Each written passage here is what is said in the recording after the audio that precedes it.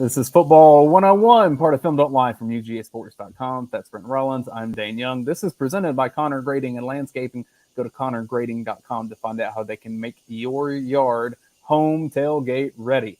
That is not their tagline, but it should be because I'm a marketing person, so we're going to make that the case. We are going through Georgia's passing tendencies and habits to make you a smarter Georgia fan.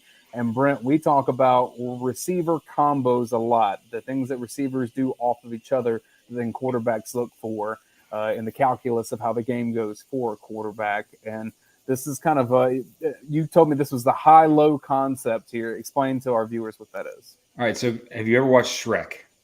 It's been a while, but yes. And what is it about ogres and onions? They have layers. You know, he's talking to the donkey. They have layers. Onions have layers. That's all this is. And that's all a lot of passing concepts is the ability to put someone in the short space, the intermediate space, and then the deep space, whether that's between the numbers, outside the numbers. A lot of what we're going to see here is sort of the inside combinations, inside the numbers, but still yet it's just that. It's working someone and working, meshing it all with your run game, because we're going to see a lot of play action on these. And then also having someone short, someone intermediate, and someone deep. Like here, 2 clear out routes by Mitchell and McConkey. And then you have 1 short. And then Bowers working the intermediate space later. So the QB, oftentimes, what is that? That's a top-down read. That's, hey, if the deep ball is there, I'm going to go take it. And then work down to it in terms of the outlets that go there. And then also, this is just a great excuse to show Darnell Washington plays and him leaping over people. I would like to do that more, and he plays in the NFL now. And I don't do NFL Film Don't Lie. So I need another LeBron James-sized superhuman to play this position for Georgia, please. But again, you get the clear outs, and then, at that point, to me, your two of your best players working the intermediate, and then the low. Yeah. So everything that Georgia did off of tight ends last year was just special, and I'm excited to see. We know what Bowers can do. What about some of those other guys? What can Delp do in these situations? Can Lawson Lucky get in there? Does Pierce Spurlin get in there, or does Georgia scrap some of that and say we have so much talent at receiver, we're going to run some of this action off of that because Brock Bowers can do that too. Like, what's going to be interesting if running back to the snap is the personnel part of this. Could you see, I could see Dominic Lovett being the motion guy and Ladd being one of those inside guys, or vice versa, especially if you're wanting to throw the ball and do different things. Like, those two players, to me, how they use Lovett and McConkey, or Ladd and Lovett, however you want to go with the name combo there, that's going to be the most fascinating part of their offense, because those two guys need to be on the field a lot together. Ladd and Lovett sounds like a 70s yacht rock band that had 1 hit. Oh, goodness. But again, high-low concept. Yeah, against South Carolina here, this is a bit more of route combo of let me work to the outside, run away here, and that's going to open up. I always say look where the space is on the field. South Carolina is working everything kind of toward this hash. That means there's a lot of space up here. And when you think about what in terms of plays an offense has, it's a very similar play. It's just dressed up differently. Ladd is now the short guy. Bowers is out quicker in the intermediate space. Not even necessarily quicker, but then you got Kyrus sort of clearing out to the outside, much like Ladd did in the previous play. You had the outside receiver getting up the middle of the field, and you're just, again, high-lowing it. And at this point, you had a blitzer off the edge, and you take the short, quick route, and then let Ladd do this thing after the catch. But again, in essence, same concept, just looks quite different.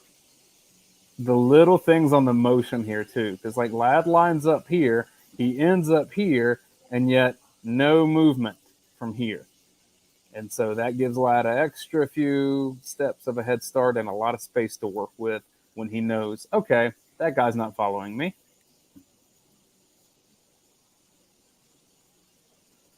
I think it's a run. Easy enough. I like lad in space. Get lad in space more, please. Yes.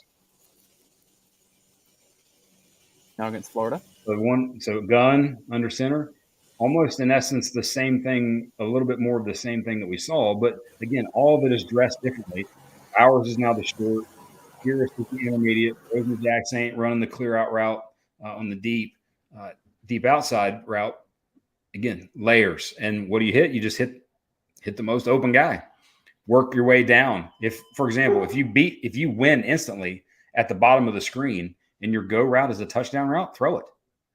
All right. Take a look. Didn't win. Move down to the next guy. Throw it there. I apologize for my neighbor who, at recording time of 8:47 p.m., has decided to cut his grass, and you probably hear that in the background, meaning that he should probably just call Connor Grading and Landscaping to just come do yard stuff for him. Should make it where you don't have to cut your grass at 8:47 p.m. Lovely man, just a little late for that, but it's hot. Whatever. Another great throw on the run from Stetson too. Thank you for changing the subject. Yeah. But, so again, same sort of thing, and all of these are very similar, and obviously because it's a similar concept that we're showing. But look at the different ways with which we've seen these three different plays work. And then just you talk about the layers. What is Stetson looking at here? His eyes don't have to go that far. They're scanning the same thing, so he can assess very quickly where this should go, and he's got confidence in Kyrus to make one cut and be open. And I think Georgia will have increased mobility and talent from that position if it's Dylan Bell or if it's Ra Thomas getting in there instead of Kyrus Jackson. No shot at Kyrus. Or Lovett. Some great plays for Georgia. Or, if that's Lovett in there working off a lad, there's so many different things Georgia can do. Yep. And I think you're going to see Georgia use more 11 single tight end personnel than we have in the past few years. Let's go to the Peach Bowl. This is a fun play to watch. Basically, any play that Arian Smith is in. Now, this is sort of straight drop back version of it. And you have the shorter route. Now, this is kind of almost like also what you hear, the dagger concept, where the inside guy is running sort of the go route. And in this case, or go/post route. And in this case, that's what he throws. But as the ball sort of sails, watch, I think it's Dylan Bell at the top of the screen coming inside. So that's one guy, that's the high sort of taking, and then the lower ones, you got Delp crossing the field. And then right there, boom, Bell is there.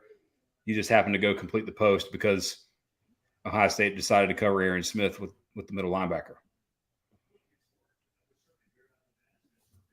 I think you're muted. Sorry, there you trying go. to keep lawnmower out of here. He takes the peek at Delp, and he takes the peek at Arian Smith. Delp crossing the field, but then you also have the check down with a running back over here with I believe that's Kendall Milton in there. I think that is Kenny actually. Mack.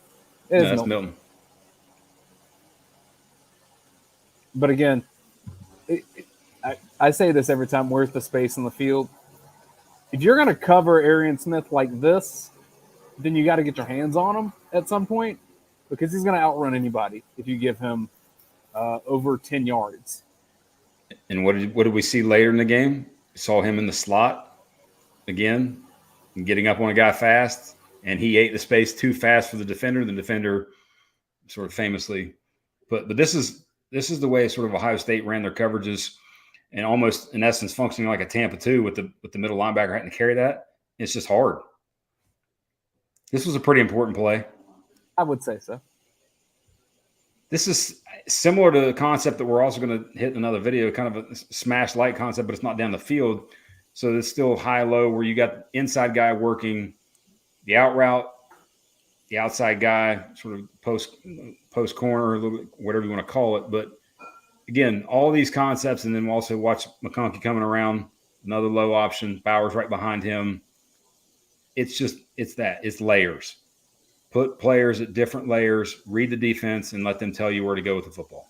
How difficult is this route running when you're shoulder to shoulder in a phone booth at this point on the short side of the field, and you have to avoid hitting each other and knocking each other off your routes? I think it's much more difficult on the inside guy. Like Kyrus has to stop and let him clear because he's trying to win that outside one-on-one matchup, especially on a play call like this. And if you look, Mitchell kind of takes more of a big inside step to win initially, as opposed to, say, up the field and fighting with his hands or ripping through with his arms. And that makes that tough on Kyrus. But, again, same sort of concept. And this was, again, a pretty big play in the grand scheme of things for Georgia. Well, and I talk about how tough it is for the receivers. It's also tough for the defensive backs because in some ways this is designed to be a bit of a pick play of if I can get these guys to run into each other or at least knock one off the route, then it's going to be an even more wide open throw. And that happens sometimes. Great ball, big catch. He'll be playing for Texas this year, so we can't talk about him. Do not think he'll be playing in the SEC. I think he'll be going pro before that. That is likely.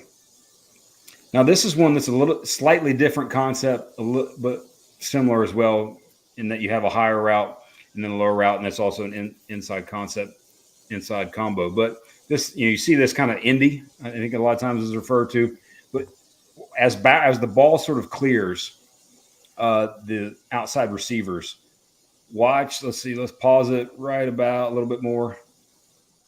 Right as the ball clears them, stop. So, see, those are the two outside guys running in breaking routes. Bowers is doing the same. His is just at a depth that is first down yardage. And this is one of my all-time favorite throws from Stetson. I think we saw this one from the All-22 when we did the Film Don't Lie of the game. Just absolute laser and timing right by the referee's or the umpire's ear. It's just phenomenal throw. Working those concepts. And again, we said at the beginning, it's all about layers, all about putting people in different spacing. You see, basketball, you hear that often in basketball. Your spacing is good, your spacing is not good. Georgia does a good job of spacing in the passing game. I mentioned with Arian Smith, if you give him that much room to work with, he's going to cook you. And even this slight jump to the right here that opens up all of this running room for Brock Bowers. To give Brock Bowers 10 yards, he's Brock Bowers. And he's so shifty and fast and powerful, he's going to be open if you do that. And he can run any route. And he's a 6'4", 230-pound wide receiver. That's what he is. And who happens to block really, really well.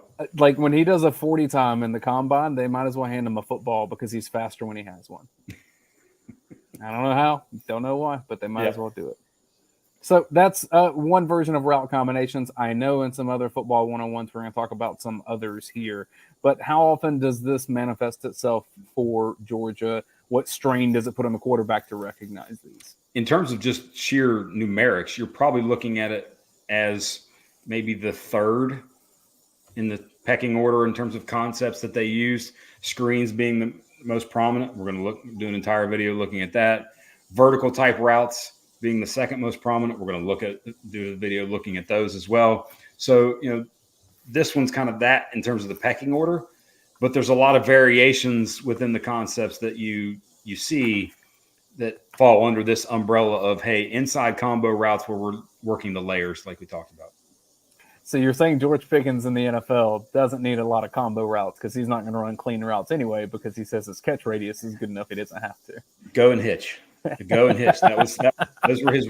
And what was interesting about him is that I think I've heard Tomlin or the OC or somebody talking recently, or I read it, where that's what they worked on this offseason with him is further evolving his route tree, where it's a little bit more than that, which, by the way, it still amazes me to watch him catch balls, all the contested catches that he's done, because he's in the 9th percentile in terms of hand size. You and I have bigger hands, and most of the people watching likely have bigger hands than George Pickens. Amazing to me. The more you know. This has been Football 101 from Film Don't Lie. Check out ConnorGrading.com and thank them for their support of what they do with us on Film Don't Lie, because they've been sponsoring us for, 3 years or something. 4 years now. They're super loyal, and we're really grateful for them. More Football 101 coming. We'll see y'all next time.